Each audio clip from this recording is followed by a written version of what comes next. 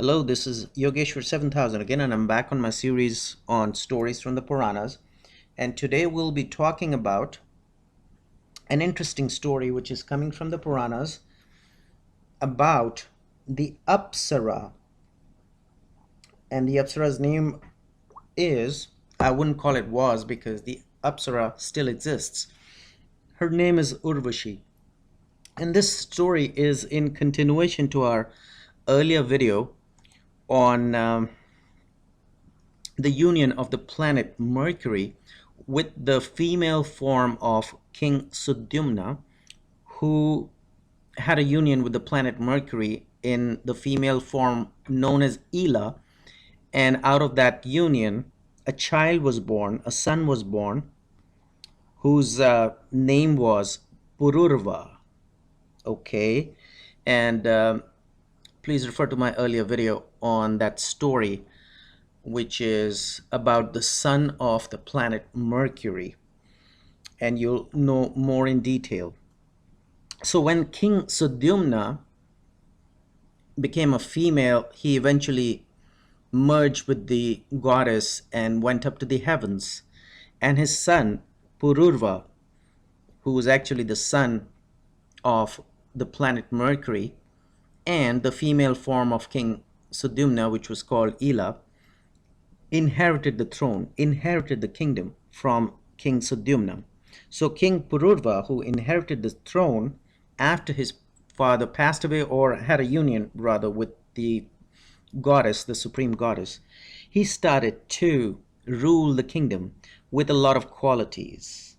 Okay, and he was able to satisfy his subjects in his kingdom. He began to govern his kingdom according to dharma. Okay, dharma doesn't necessarily mean religion. It is the correct way to live. And his dharma as a king, as a kshatriya or as a warrior, because the kings used to come under the category of the warriors, which was under the category of the kshatriya class. So it's class. So there were four classes, the Brahmins, the kshatriyas, the Vaishyas were the businessmen, and the Shudras were the working class. So again, Brahmins, the priest class, Kshatriyas, the warrior class, and the kings came under that class. The Vaishyas were the business class, and the Shudras were the working class. So that's how it was classified. The society was classified according to that in the ancient times. So he began to govern his kingdom with his dharma or his right duty, keeping his subjects in the kingdom which he ruled very happy. And he had a lot of qualities. He was always very energetic, and he had nice methods for warfare as well. So he was a great warrior, and he was a perfect king, so as to say. And in his rule, he could see the people who were governed by him practiced religion according to the dharma, according to the Vedas. And Pururava performed, or King Pururava rather now, performed various sacrifices and homas, and he gave a lot of charity to the Brahmins.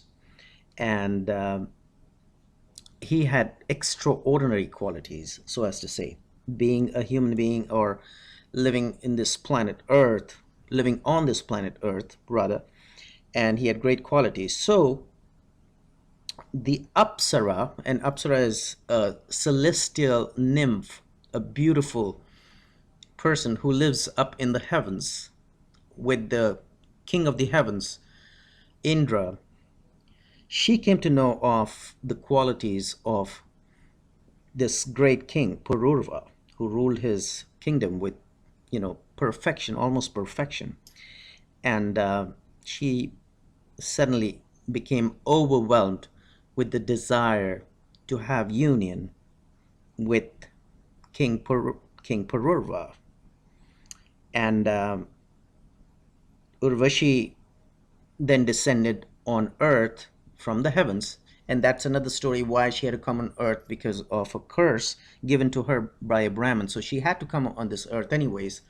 And she did come on this earth, and she's, like I said, a celestial nymph, which is called Apsara, as per the ancient scriptures, ancient Vedic scriptures rather.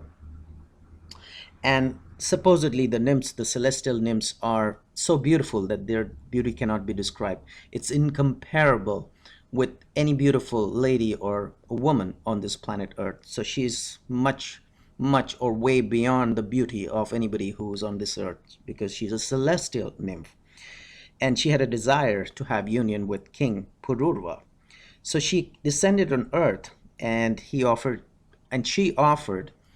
to be King Pururava's wife.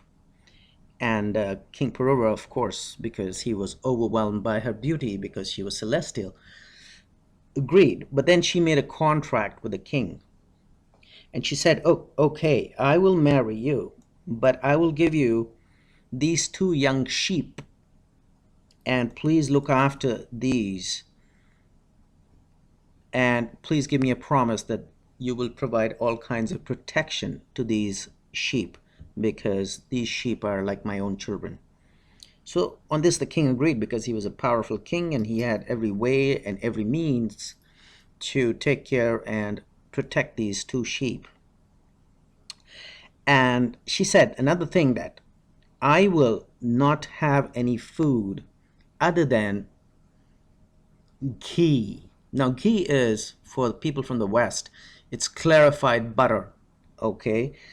So she said the second contract is, the second condition, or the second clause in the contract, so as to say in modern language, is that I will take ghee daily and nothing else from our food. And then the third condition, or the third clause in the contract, was that I should never see you without clothes. Okay. So even at the time of union, there has to be darkness, and she should never see the king without clothes. So these were the three conditions, which are pretty simple, straightforward. One, looking after the two sheep which she had brought with her. Second, she will have only ghee, which is clarified butter, and no other food.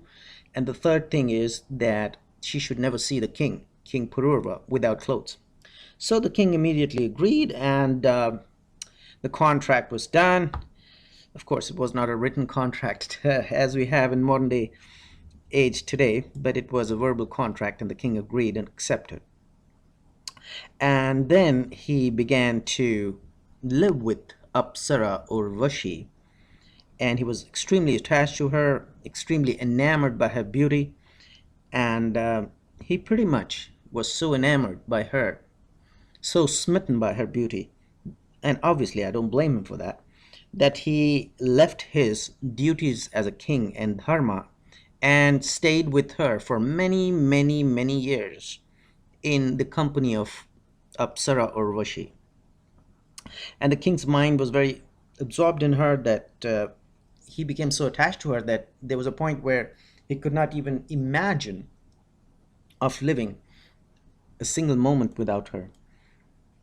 So many years passed away, and then Indra, the lord of the heavens, the lord of the devatas, when he saw that his Apsara, or the celestial nymph, was not there in the heavens, she's on earth, he said, okay, oh my God, how do I get her back? Because Apsaras are supposed to, give pleasure to the heavens and the gods, and especially the god of the heavens, god of the devatas or the gods, which is Indra himself. So he said, well, where is Urvashi? And then he came to know that she is descended on earth, and of course that was because of a curse given to her by a Brahmin. But then again, she was deeply attracted to King Pururava, and she was living with him and having a great time. So he said, okay, how do I get her back? So he asked the Gandharvas, and Gandharvas are celestial musicians. They're a class of celestial heavenly beings who are musicians, who are also there in the court of king of the gods Indra, to provide him music and dance and singing and all kinds of pleasures. So he told the Gandharvas that, okay, please go and get Apsara Urvashi back to the heavens. And how do you do that? What you do is that go and steal the two young sheep which Apsara Urvashi brought with her to earth, and got a promise from King Pururava that he will protect the two sheep. So King Indra, or Lord Indra, or God Indra, whatever you want to call him, found this as a great plan to steal the two sheep from the palace of King Pururava. And he says, well, my garden, my celestial garden, which is called Nandana, Nandan actually in Hindi. So that's a garden, and the celestial nymphs are all there, the apsaras are all there, and I'm feeling very bad that a great, beautiful looking nymph is not there, called Urvashi. So we want to get her back. Okay. So, as instructed by Indra, the Gandharvas and the other gods as well, and one of the gods name mentioned in the ancient scriptures is, or the Puranas is, his name was Vishwavasu, and along with other gods and Gandharvas went to Pururava's palace, King Pururava's palace on earth. And then when it was dark at night, and when Pururava was busy with Urvashi, or Apsara Urvashi, stole the two young sheep. And then while they were carried, the two sheep was carried away in the sky, the sheep cried. And then when Apsara Urvashi came to hear the sheep being taken away by the gods, and as I've already mentioned, she used to consider them, the sheep, as her own children, her own sons. So she was very angry, and she spoke to the king, King Pururava, that you and I made a contract that you will protect these two sheep, okay? I place my confidence in you. And now, see, the thieves are stealing away these two sheep who are like my sons. And now you're sleeping here like a woman. And she was really mad at him. She says, you're impotent, you're powerless. You cannot protect my sheep. And you keep boasting of your powers and your kingdom and your royalty and everything. And these two sheep are dearer to me than my own life. So Urvashi started to cry, and King Pururava, the powerful king, ran after the Gandharvas instantly, because Apsara Urvashi challenged his manhood. And King Pururava was a powerful king. He used to rule almost the entire world. So he ran after the Gandharvas. And Gandharvas, I've told, they are gods, or godlike beings um, who are in the palace of King Indra, who's the king of the gods, rather. And they are assisting him and kind of giving him all kinds of pleasure by singing and their music, their dancing, and they're like ministers to him, to King, or the god, or the king of the gods, Indra. So these Gandharvas were taking away two sheep, and then King Pururava, who was ruling the earth, he ran after the Gandharvas instantly. But in this instant moment, he forgot that he was without clothes at this moment. He was not wearing any clothes. So here he is. One clause of the contract is broken, that the sheep are being stolen away, and the second clause is that Urvashi should not see him without clothes. And here he is. He ran after the Gandharvas without realizing that he's not wearing any clothes. And then another trick was played by the Gandharvas. And the trick was that as soon as the Gandharvas saw that he was leaving that room without clothes, they immediately left the two young sheep there on earth in his palace and went away to the heavens. And then when the tired king brought the two sheep back to the house in that naked state, Urvashi saw her husband, King Pururava, without clothes. And the condition was that she should not see the king Pururava without clothes. That condition was broken, that contract was breached, and she immediately left Earth and went back to the Devaloka, or the heavens. And in the meanwhile, the Gandharvas played another trick, that it was darkness, and then they cast rays of lightning in that room where Urvashi could actually see the king, or King Pururava, her husband, without clothes. So that was another trick.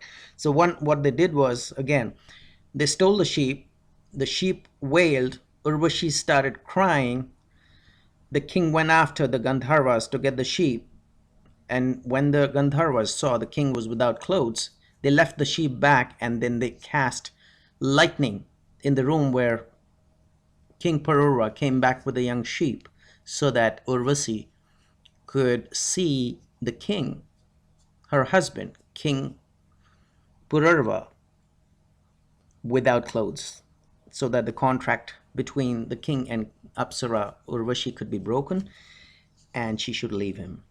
So it was a trickery which was played with the instructions of King Indra, or the god of the or the king of the gods, Indra rather, so that he could get Apsara Urvashi back to the heavens. And that's what exactly happened.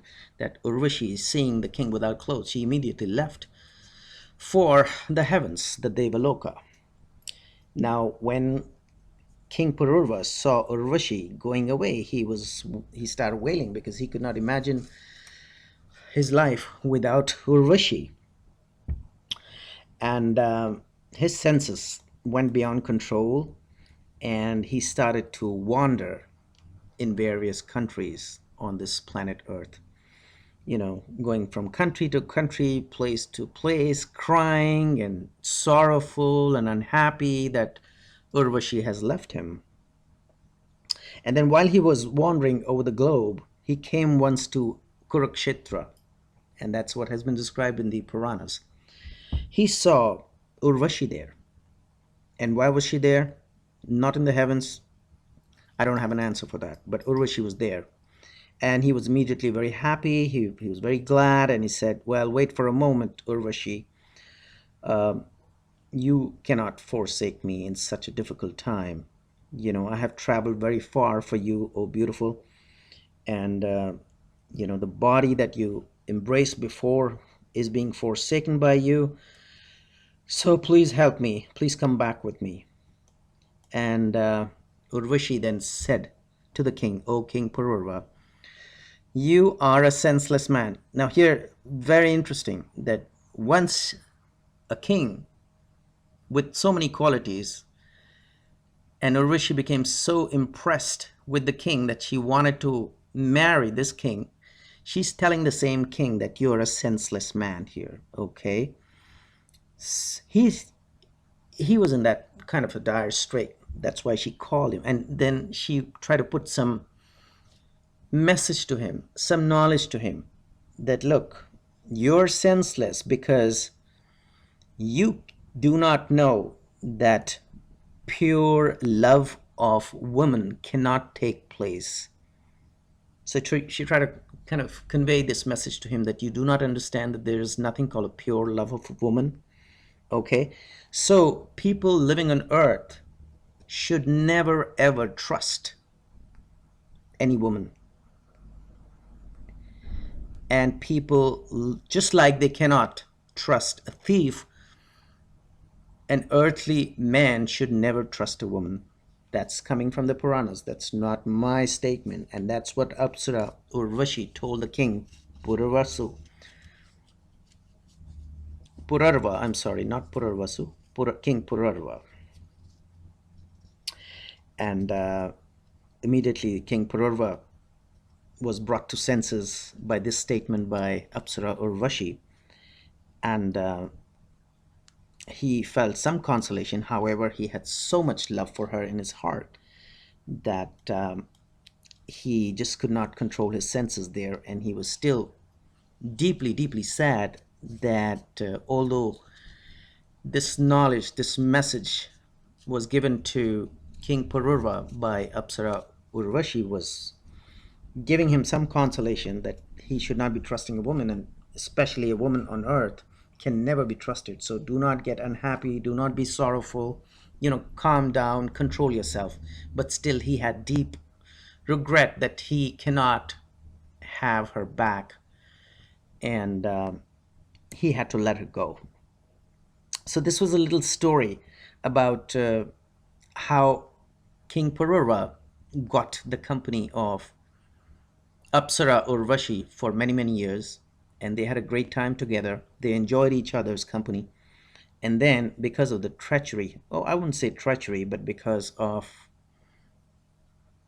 the planning of the king of the gods, Indra, Urvashi had to leave the company of King Pururava and go back to the heavens, where her place actually belongs. So I wouldn't say treachery by King Indra, the king of the gods, because the place for Urvashi was not there to be on earth, it was there in the heavens. So he used his mastermind, his skills, like he always does. King Indra, the god of the kings, or the king of the gods. I keep repeating that, god of the kings. He is a king of the gods. He is extremely, he's a mastermind, and he could use the sharpness of his mind to bring Apsara Urvashi back to the heavens. And this is how the story ends. And hopefully you enjoyed this story. And meanwhile, I will recommend subscribe to my channel, check out my website. There is a link below. And I will see you with an interesting topic on Vedic astrology or continuation of stories from the Puranas in my next session very soon. Goodbye.